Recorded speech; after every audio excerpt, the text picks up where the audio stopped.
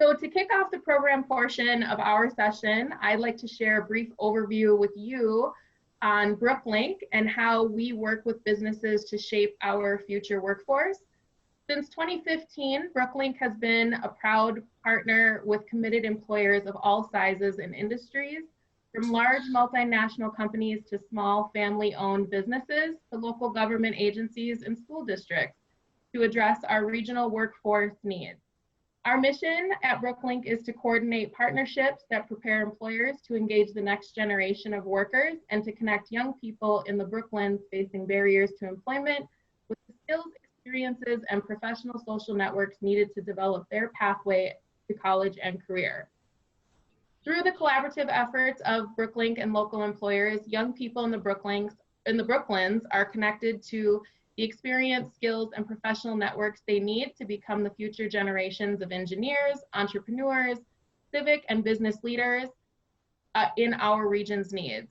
BrookLink isn't just a strategy to increase a business or organization's social capital, it's also a strategy to create a local talent pipeline and to provide you assistance on several projects during the summer through our summer internship program.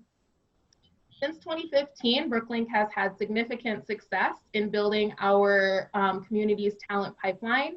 We have partnered with employers who paid more than $750,000 in wages. We've coordinated more than 300 paid summer internships. We have 100% of our alumni who have graduated from high school and another 93% of our alumni who've enrolled in post-secondary programs. And to date, we have more than 30 alumni who have landed high-wage, high-demand jobs with employers right here in Brooklyn Park and surrounding suburbs. As BrookLink grows its impact in the Brooklands, we are looking to engage employers that want to make a meaningful investment in the future workforce and their organization. For more details on how to become a BrookLink employer partner and more on the state programs presented today, you will be receiving a post-event packet with materials and links to the recorded sessions. So you signed up today for the talent recruitment and retention session, but you will also have access to the other session that's being delivered this morning as well after today's event. Next, I would like to invite Rich Wessels to share the Youth Skills Training Program. Rich? Thanks so much, Catrice. When I click on to share my screen, it says that it's disabled. All right. We probably have a little glitch on the admin side with the co-host. So Nayoka, I'm going to defer to you. Okay, just a second here, Rich.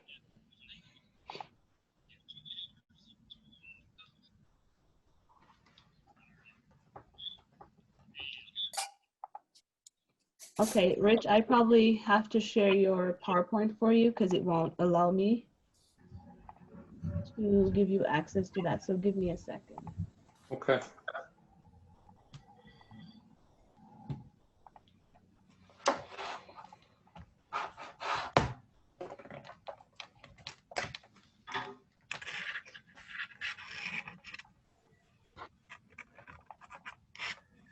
Okay, great. Can you just go into presentation mode?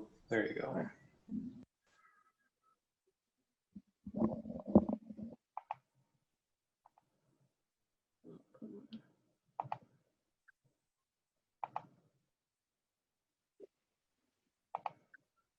Oh, you probably can't do it because I shared it with you. So that's okay. We'll just use this. This will work great. So thanks so much for the team that put this event together and for allowing us to participate today, myself and my colleague, Dan Solomon, who you'll hear from next. My name is Rich Wessels, and I'm the program manager for the Youth Skills Training Program at the Minnesota Department of Labor and Industry. And if you want to go to the next slide there, the Youth Skills Training Program was passed through legislation in 2017. And it was really designed as a way, another option to get students into paid work experiences while they're still in high school and to allow them to learn about high growth, high demand industries and different careers that are available within those industries. So really the goals of the program are to support the creation of local partnerships between high schools and employers.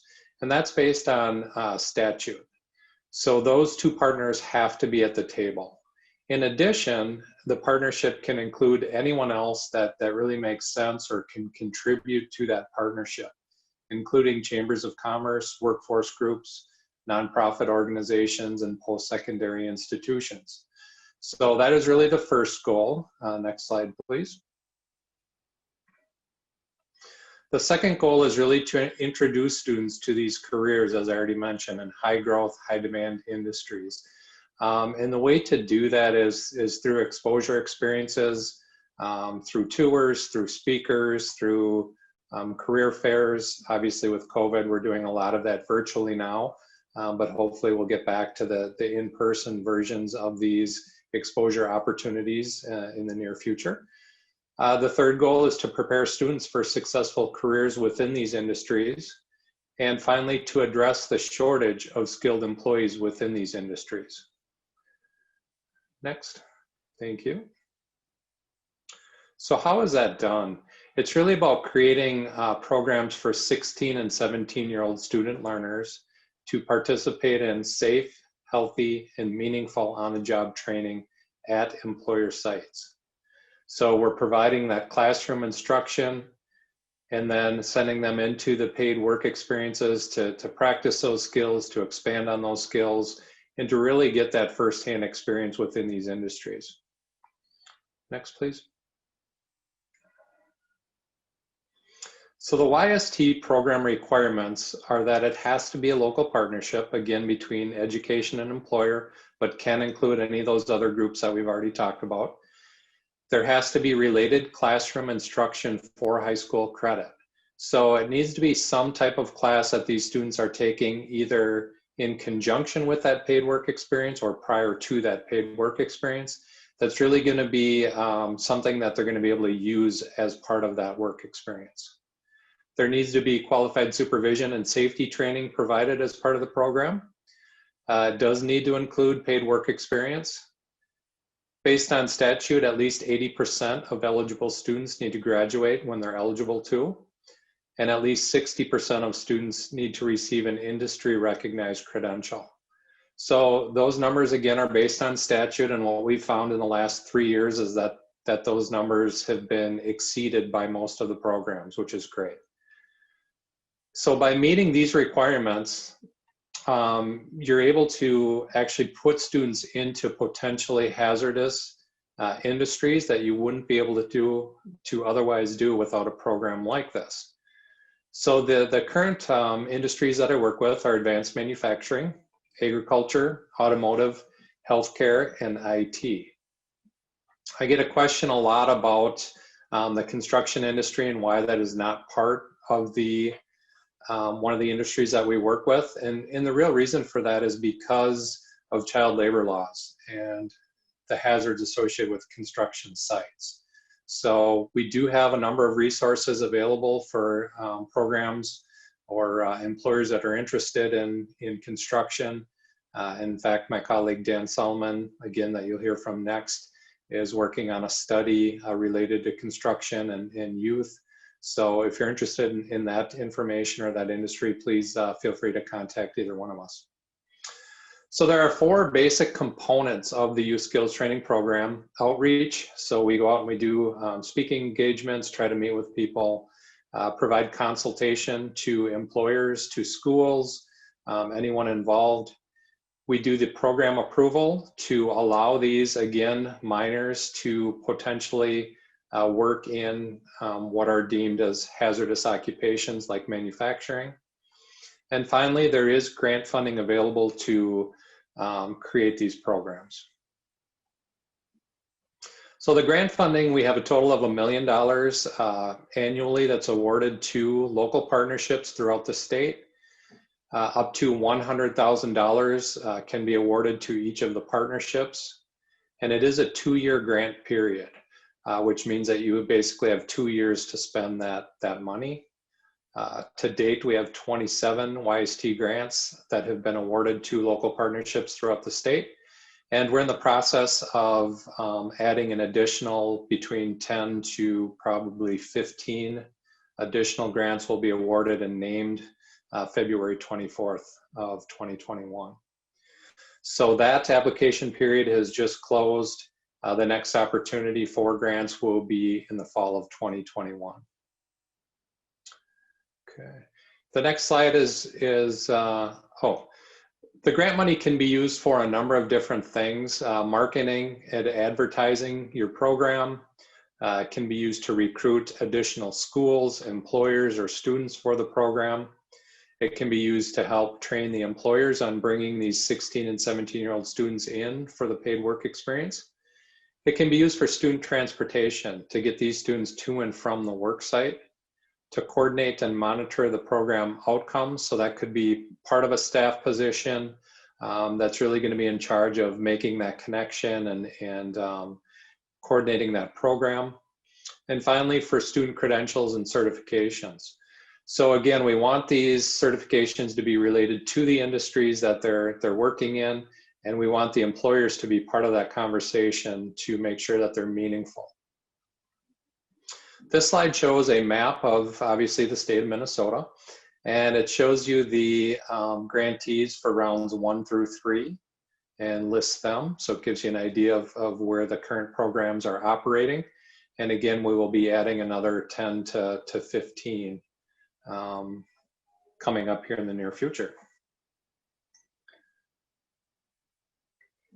The next 2 slides talk about the approval process. As I mentioned, without approval from a program like this, 16 and 17-year-olds are not allowed to work on the floor at manufacturing companies and also in some of the other agriculture and even some of the healthcare using lifts and things like that. So what we do is we use a program approval process, and you do not need to be a grant-funded program to go through this process and receive approval through the Youth Skills Training Program and the Minnesota Department of Labor and Industry. And this gives you an outline of exactly what the steps are and what the steps are to become approved through YST and DLI. So the first thing we do is we ask the employer to submit any of the equipment or the tools that the student would use as part of that paid work experience. We take a look at that, and then we schedule a meeting. It used to be an in-person walkthrough, but because of COVID, obviously we're doing this virtually now. So we ask the employers to take pictures and videos of the machines and the tools that they would like students to use as part of that paid work experience. And we sit down and have a virtual meeting and discuss those safety features, the tools and machines that are going to be used, and make that determination if they're safe for 16 and 17-year-olds to use, and for how long, what period of time. Can they use it for an unlimited amount of time? Can they use it, is it prohibited, or is it something that they can use for a limited basis? The third step is that the school would submit that related classroom instruction syllabus, just showing what type of class or classes they're taking prior to that work experience. The fourth step would be that the employer needs to provide proof that they have workers' comp insurance. The fifth step is just reading the YST statute, and we sign off on exactly what tools and equipment are eligible for use by the 16 and 17-year-old employee. And finally, a training agreement that's signed off on by all parties. So a lot of people ask the question, if you're doing an evaluation or a walkthrough of a company, is this an OSHA inspection? And the answer is no. This is strictly for youth skills training approval. It's not an OSHA inspection. We do have a safety consultant that participates in this process just based on their expertise, but the company will not receive any citations or fines. It does not trigger any additional inspections in the future, and it's not entered into any state database for anything other than the youth skills training program. The next slide shows some child labor resources. So those will be made available, but some great resources if you're interested in some of the child labor laws and what can and cannot be done with youth. And the next two slides are actually in reference to the Minnesota Dual Training Pipeline, which Dan Solomon will talk about in just a minute. But I just want to make the point that our programs really work closely together and kind of provide a nice transition. So you have the students who are maybe younger, learning about the industries. They get into the company through U-Skills training. They do a paid work experience. If that company wants to hire the student, then the employer can actually apply for one of these Minnesota Dual Training Pipeline grants to receive up to $6,000 for that individual to receive additional training, to train them up to that next level. So Dan will definitely talk more about that next. And the next slide is just a little more on the dual training. We'll save that for Dan. And finally, please visit the Minnesota Department of Labor and Industries webpage, not only for the U-Skills training information, but for all kinds of information to help businesses during COVID and at other times. I was going to share the U-Skills training webpage, but please feel free to take a look at that. And if you go to the final slide there. Down at the bottom there is the web address for the U-Skills training webpage. It has lots of great resources, talks about the grant funding, program approval, has a PowerPoint slide on there, a 2-page handout, and also the legislative report. We're required to provide the legislature with a report every February. So last year's is on there, and we're starting to work on this year's as well. So that's what I had for you. Not sure if there are questions or if you're going to save those till the end, Catrice. Save questions for the end, just to be conscious of time. So I'm going to go ahead and introduce, thank you, Rich, for that presentation on the Youth Skills Training Program. I'm going to go ahead and introduce Dan Solomon with the Minnesota Dual Training Pipeline Program. And I think Thank you. Go ahead and share screen for you as well, unless you can see that function for yourself yet. Thanks so much, Catrice. I appreciate it. I think if you don't mind doing it, we'll just do it that way. If you all have my slides, perfect. Perfect. So thank you, thank you so much, Catrice, for hosting this event and for inviting Rich and I from DLI. And so I am with the pipeline program, the Dual Training Pipeline Initiative at Department of Labor and Industry. And you know, as Rich said, this pipeline is kind of the next logical extension after U-Skills training. It's really, as students maybe graduate high school, start to enter their career, you know, pipeline can really step in that earn and learn model. And so if we go to the next slide.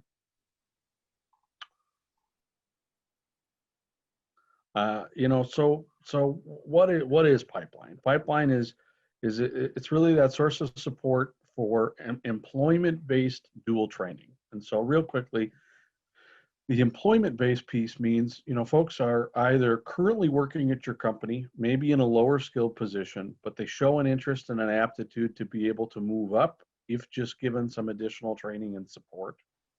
Or you use it as a recruiting tool and you say, hey, come work for me. You're going to earn a paycheck right away, and we're going to train you and really have you be able to advance in your career. But the important piece is they are employees. It's an employment-based model, and I'll talk more about dual training in a second.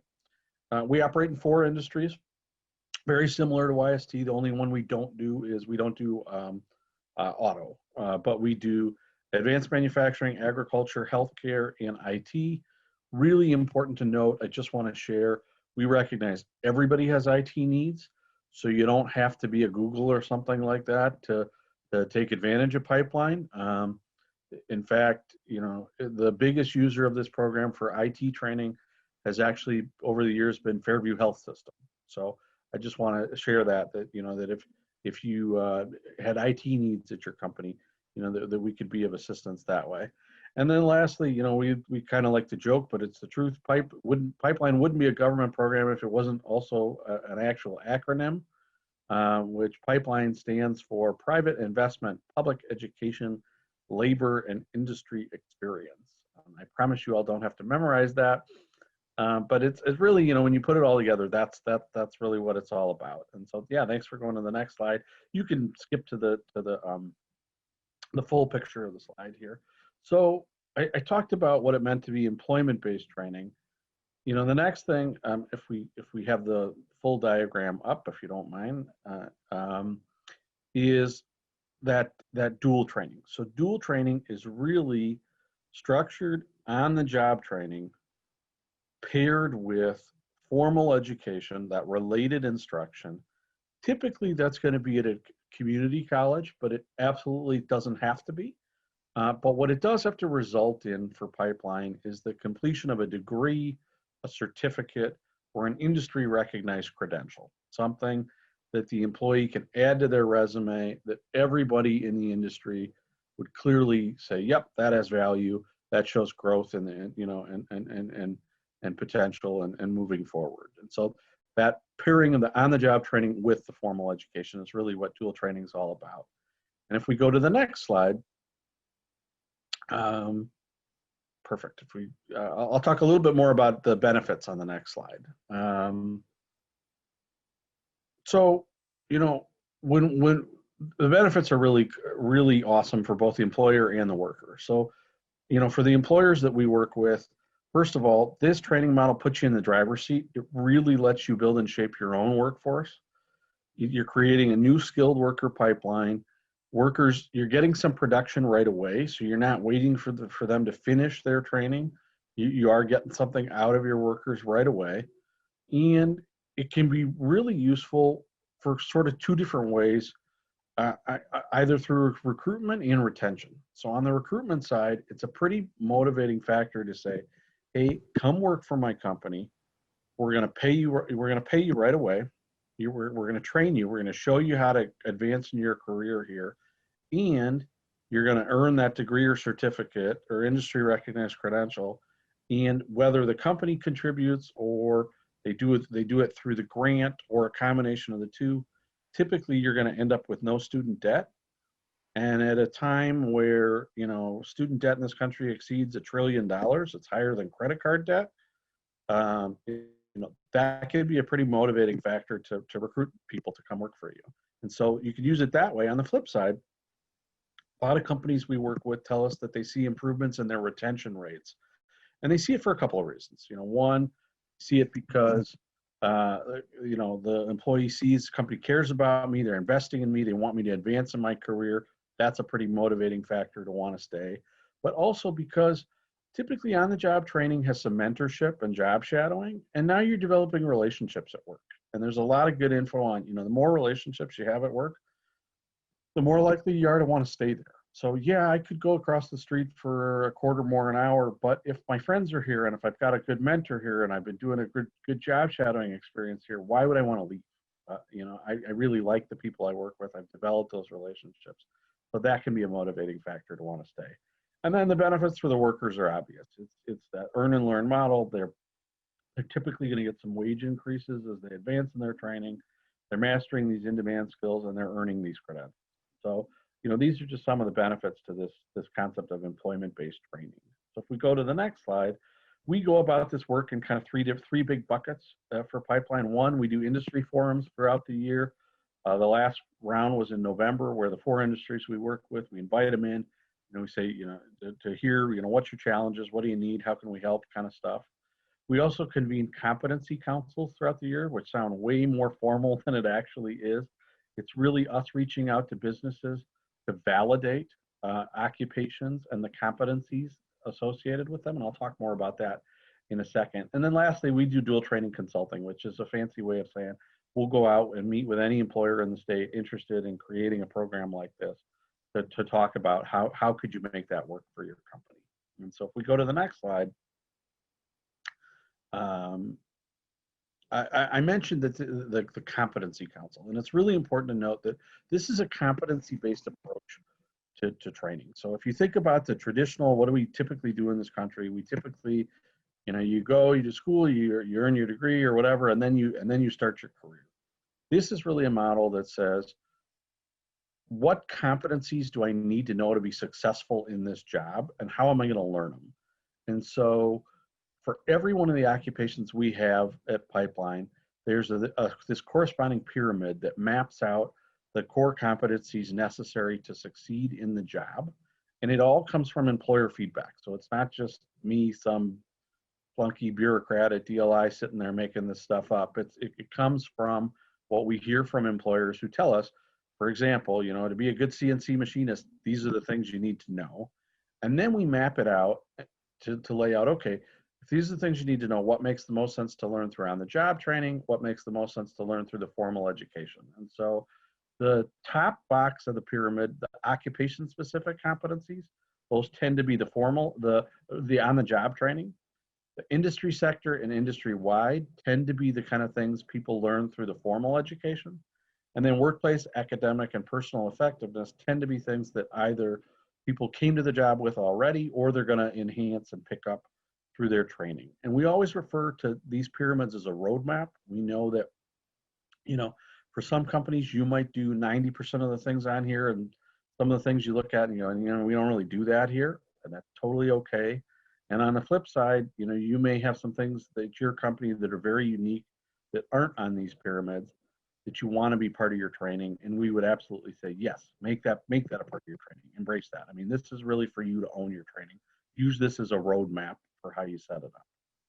And so if we go to the next slide, I just want to share, you know, quickly, and I won't spend too much time on this because you can find it all on our website, but these are all of the occupations that have been currently approved by Pipeline. And we're always interested in adding occupations as well.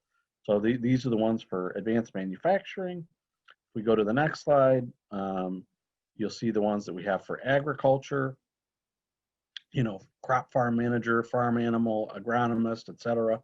The next slide is probably our fastest growing area is healthcare. So we've got everything from, you know, CNAs to dental assistants, dental hygienists, LPN, RN, surgical technologists, etc. And so we're always interested in adding occupations of healthcare as well.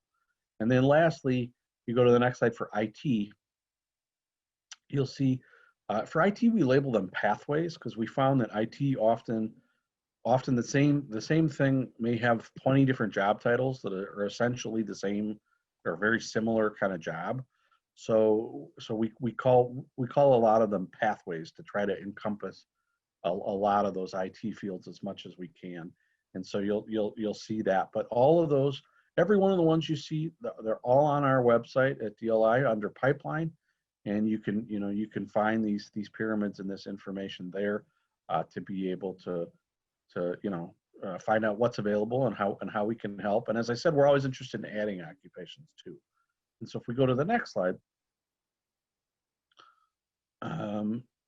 I just want to share a little bit about the dual training grant because Rich had mentioned it earlier, and it's a really cool opportunity that we're really excited about with this program. So we work in really close partnership with our partners at the Minnesota Office of Higher Education.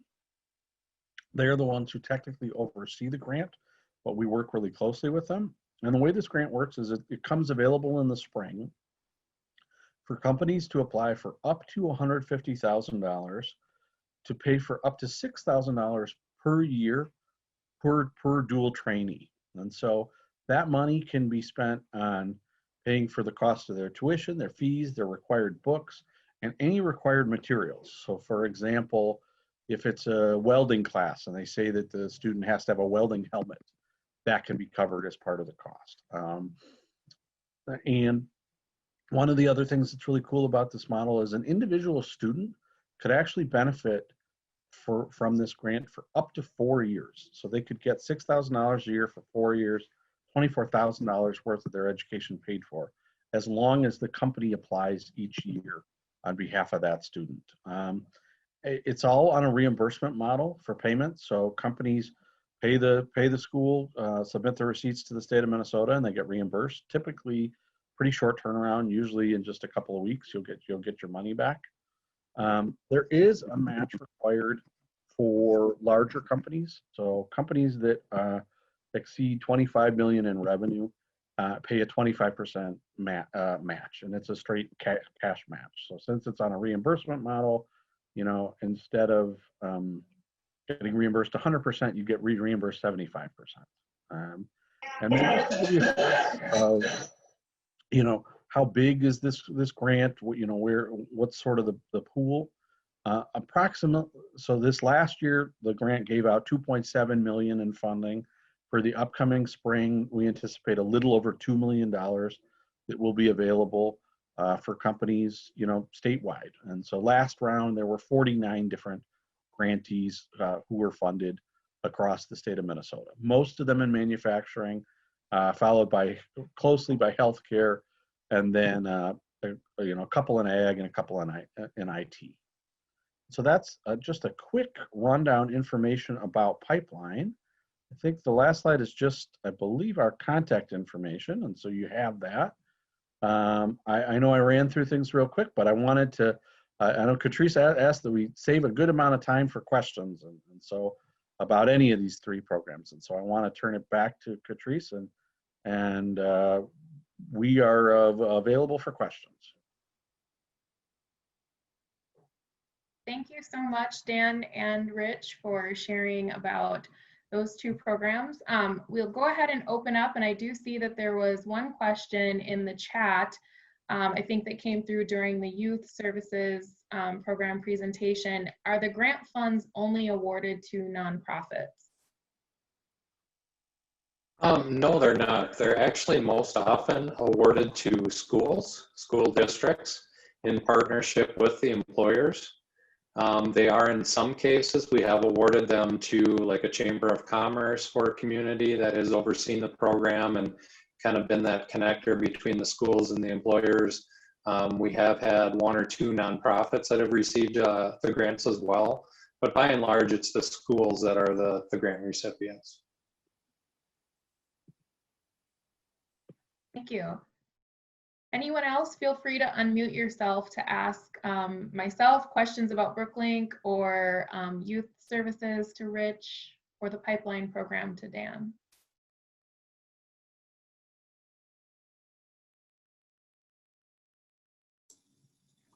I got a question for Dan, I think.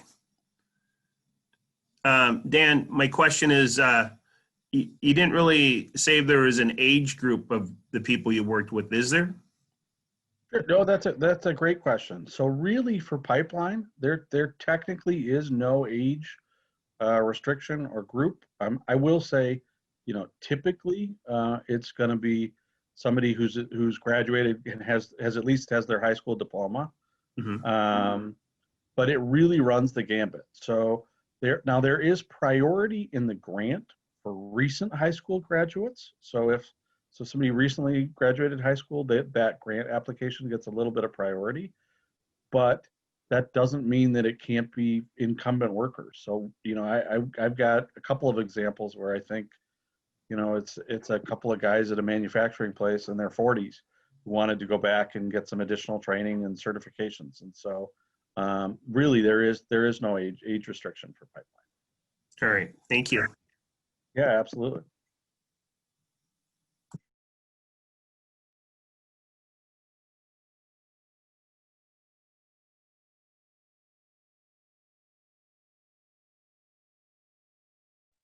One of the other things I'll just add too, because this comes up a lot for both Rich and I, is, you know, the size of the company doesn't matter either. So we work with, you know, I mean, with companies, you know, that have, for example, like Design Ready Control in the Brooklyn Park area, you know, that has over 200 employees. And on the flip side, I've got a small manufacturer in Norwood, Young America that, you know, has 25 employees. So it's just really important to note that, you know, when you think about setting up your training, or you think about participating in youth skills training, you know, some folks go in and they're going to have, you know, they're going to train 25 people through Pipeline, or they're going to have a whole bunch of kids go through youth skills training. Or on the flip side, you know, we've got some that do onesie twosies, you know, that I'm going to do 2 CNC machinists, you know, this year. And that's okay. That's what's really nice about both of these programs, is they allow that flexibility, to really, have, if you want to have a whole bunch of people participate, you can do that. And on the flip side, if you just have a small need and you're a small company or even a big company, you can do that too. So I just thought I'd share that because it comes up a lot. Actually see John here from Design Ready Controls, and you mentioned that they are also a partner of Brooklink and are a huge champion for talent development through youth and young adults programming here in Brooklyn Park. So Design Ready Controls has a lot of experience in this space as well. Well, I got to give a little pat on the back. They've really been, all in on, and I'm so glad to hear their partnership with your organization, Catrice. And they've been doing pipeline for basically practically since the beginning. I think, they're interested in doing some apprenticeship things. I mean, they just really, so, thank you, John. You guys at Design Ready have, really made this work. So appreciate it. I have another question. Oh, sorry. I was just going to comment. This is John. It's a great program.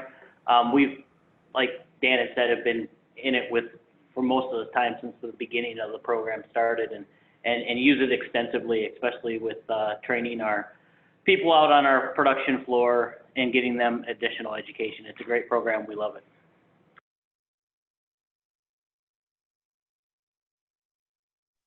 Thanks, John. Thanks, John. Brett, go ahead, jump in. Okay, thanks, guys. So my question is, the one thing I've heard over and over is that everything's looking for employee situations. Is any program here we're referring to today, I don't mean to be so broad, but work with people that may be interested in being entrepreneurs or independent contractors or agents?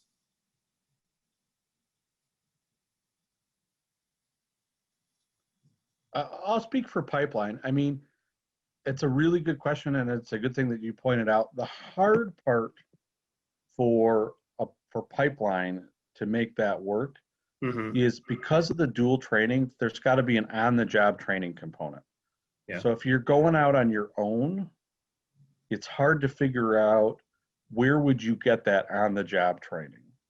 Who would be your trainer, right? Now we could get creative, and you could do it as an entrepreneur with maybe a friend or somebody who's in a similar business, who could help and support and train you that way.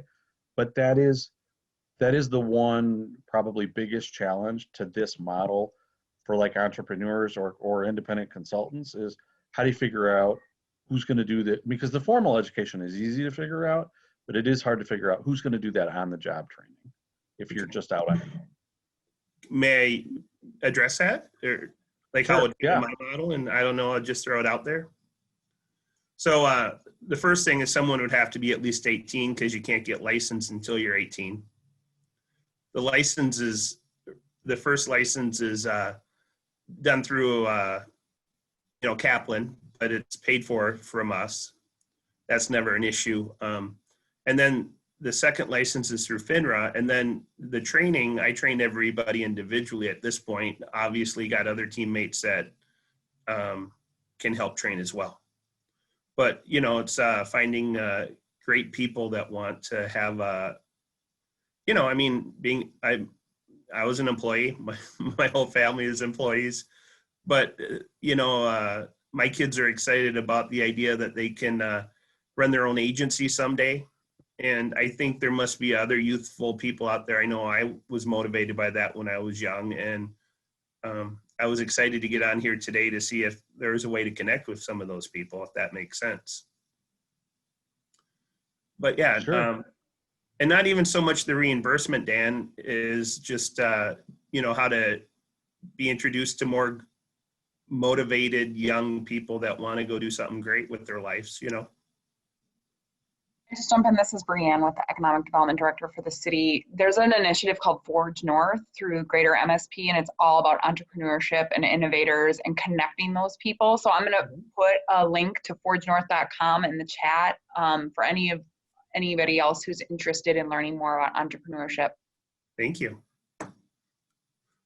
Or, you know, I think anyone that's an independent contractor or even an agent in a brokerage situation, I think of as an entrepreneur, but they may not necessarily, you know, I mean, you can continue those strides.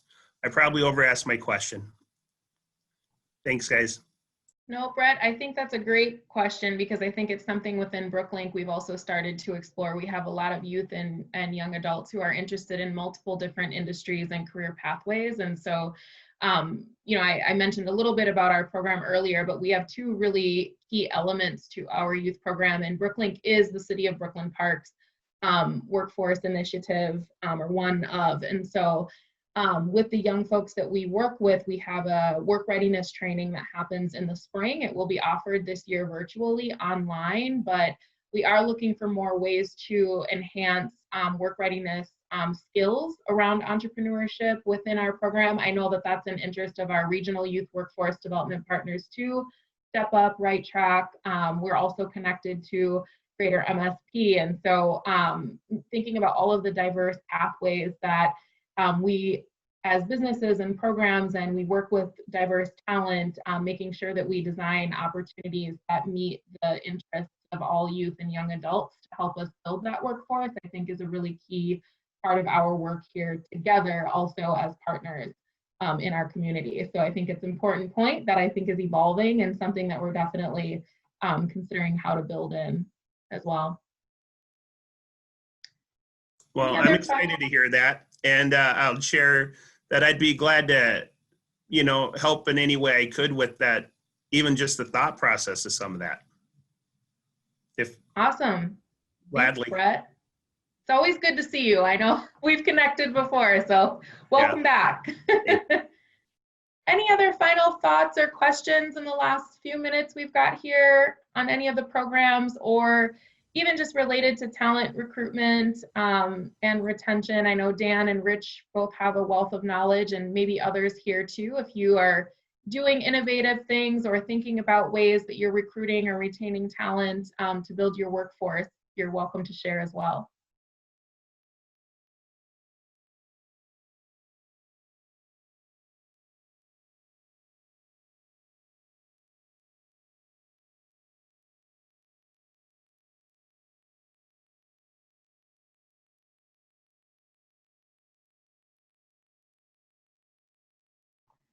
Thanks, Brianne, for sharing that link in the chat. The Forge North link is there for everyone to access now.